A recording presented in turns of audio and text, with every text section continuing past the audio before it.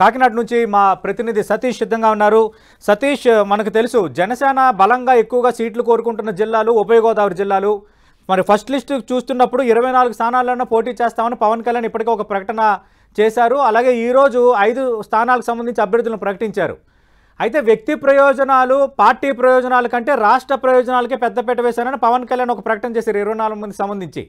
అదే గోదావరి జిల్లాల నుంచి హరిరామ్ జోగి లాంటి నేతలు 50 నుంచి 60 సీట్లు కావాలని లేఖలు రాసిన సందర్భం మనం చూసాం. అటు 24 సీట్లకే జనసేన పోటీ చేస్తుందన్న పవన్ ప్రకటనపై కాకినాడలో ఎలాంటి స్పందన వస్తోంది? పూర్తిగా ఈ ప్రస్తుతం మొదటి లిస్టుకు సంబంధించి ఎన్ని స్థానాలు జనసేనకు దక్కినట్టు ఈ జిల్లాకు సంబంధించి? సతీష్, అయితే ఉమ్మడి తూర్పుగోదావరి జిల్లా వ్యాప్తంగా 19 స్థానాలకు గాను ఈ రోజు అయితే మాత్రం టీడీపీ జనసేన ఉమ్మడిగా కలుపుకొని 11 స్థానాలు అయితే మాత్రం ప్రకటించినట్లు తెలుస్తుంది. అందులో జనసేన అంటే ఇది ఇప్పటికే జనసేన ఉమ్మడి తూర్పుగోదావరి జిల్లా అంటే రాష్ట్రంలోనే మొదటి 2 స్థానాల్లో ఉమ్మడి తూర్పుగోదావరి జిల్లా నుంచి ఇటు రాజోలు, రాజనగరం 2 స్థానాలు కూడా ప్రకటించడం జరిగింది. అయితే దానికి సంబంధించి మొదటి జాబితాలో జనసేన ప్రకటించిన 5 స్థానాల్లో ఉమ్మడి తూర్పుగోదావరి జిల్లాకు సంబంధించి 2 స్థానాలు అయితే ఉన్నాయి. అందులో రాజనగరంతో పాటు కాకినాడ రూరల్ ఈ 2 స్థానాల నుంచి కూడా జనసేన పోటీ చేయబోతుందని చెప్పి స్పష్టంగా కూడా పవన్ కళ్యాణ్ చెప్పడం జరిగింది. అయితే రాజానగరాన్ని ఇప్పటికే ప్రకటించినప్పటికీ కూడా ఇప్పుడు కాకినాడ జిల్లాకు సంబంధించి కాకినాడ రూరల్ నుంచి 19 నానాజీ అయితే బరిలో ఉండబోతున్నారని చెప్పి జనసేన అధినేత పవన్ కళ్యాణ్ కూడా చెప్పడం జరిగింది. ఈ స్థానానికి సంబంధించి కూడా పూర్తిగా ఇప్పుడు కనుక మనం చూసుకుంటే కనుక కాకినాడ రూరల్లో కూడా ఇటు జనసేన టీడీపీ కూడా బలంగా ఉన్న ప్రాంతాల్లో కాకినాడ రూరల్ కూడా చెప్పుకోవచ్చు. అయినప్పటికీ కూడా మొదటి నుంచి కూడా ఇటు పిఠాపురంతో పాటు కాకినాడ రూరల్ కూడా జనసేన అధినేత పవన్ కళ్యాణ్ కూడా అడుగుతున్నారు. అదే నేపథ్యంలో గత కొన్ని సంవత్సరాల నుంచి పనిచేసిన 19 నానాజీ కూడా అవకాశం ఇచ్చినట్టయితే మాత్రం తెలుస్తుంది సతీష్. అయితే దీనికి సంబంధించి మనం చూసుకుంటే కనుక ఉభయ గోదావరి జిల్లాలో జనసేన పార్టీకి అత్యంత కీలకంగా ఉన్నాయి. అయితే దీనికి సంబంధించి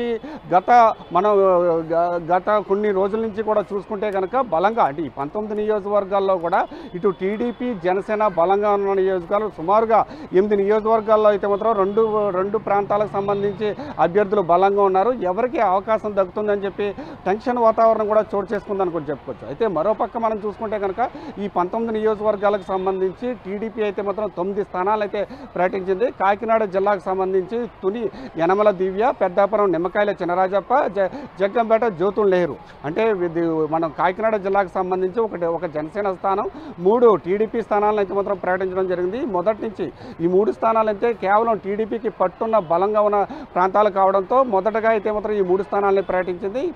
మనం పక్కనే ఉన్న అంబేద్కర్ కోనసీమ జిల్లాకు వస్తే అంబేద్కర్ కోనసీమ జిల్లాలో కూడా అంటే ఇటు జనసేన పార్టీకి అత్యంత బలంగా ఉన్న జిల్లాగా కూడా మనం అంబేద్కర్ కోనసీమ జిల్లాను కూడా చెప్పుకోవచ్చు. దీనికి సంబంధించి ప్రస్తుతం మనం చూసుకుంటే కనుక జనసేన పార్టీ ఏ అభ్యర్థిని కూడా ఇంకా ప్రకటించలేదు. 2-3 రోజుల్లో మిగిలిన 19 మంది అభ్యర్థుల్లో కూడా అంబేద్కర్ కోనసీమ జిల్లా నుంచి కూడా ఉండొచ్చు. అంటే ఇదివరకే జనసేన అధినేత పవన్ కళ్యాణ్ ప్రకటించిన రాజోలు స్థానం కూడా అంబేద్కర్ కోనసీమ జిల్లాలో అయితే మాత్రం ఉందని కూడా మనం చెప్పుకోవచ్చు. అయితే దీనికి సంబంధించి ముమ్మిడివరం దాట్ల బుచ్చిరాజు, అదేవిధంగా మండపేట వేగుళ్ల జోగేశ్వరం అంటే మండపేట వేగుళ్ల జోగేశ్వరం అనేది పెద్ద రాజకీయ చర్చకు వేదిక అయిందని చెప్పుకోవచ్చు. ఎందుకంటే కదిలిరా సభలో చంద్రబాబు నాయుడు ప్రకటించడంతో అక్కడి నుంచి కూడా ఇటు జనసేన నేతల్లోని అటు టీడీపీ నేతల్లో కూడా ఒక టెన్షన్ వాతావరణం అయితే కూడా ప్రారంభమైందని చెప్పొచ్చు. ఇదే నేపథ్యంలో మండపేట స్థానాన్ని అయితే మాత్రం ఖచ్చితంగా వేగుళ్ల జోగేశ్వరకే కేటాయించారు. తర్వాత బండారు సత్యానందానికి కొత్తపేట స్థానాన్ని కూడా కేటాయించినట్లయితే మాత్రం తెలుస్తుంది. అదేవిధంగా పి గన్నవరం నుంచి సిరిపిల్ల రాజేష్ అంటే మహాసేన రాజేష్గా ప్రజలందరికీ తెలుసు. మహాసేన రాజేష్ను కూడా పేరుగా ఖరారు చేశారు. అయితే ఈ అంబేద్కర్ కోనసీమ జిల్లా నుంచి 4 స్థానాలను అయితే మాత్రం టీడీపీ ప్రకటించింది. అదేవిధంగా ప్రస్తుతం మనం చూసుకుంటే కనుక తూర్పుగోదావరి జిల్లా విషయానికి కనుక వస్తే కనుక రాజమండ్రి సిటీకి సంబంధించి ఆదిరెడ్డి భవానీ అయితే సిట్టింగ్ ఎమ్మెల్యేగా ఉన్నారు.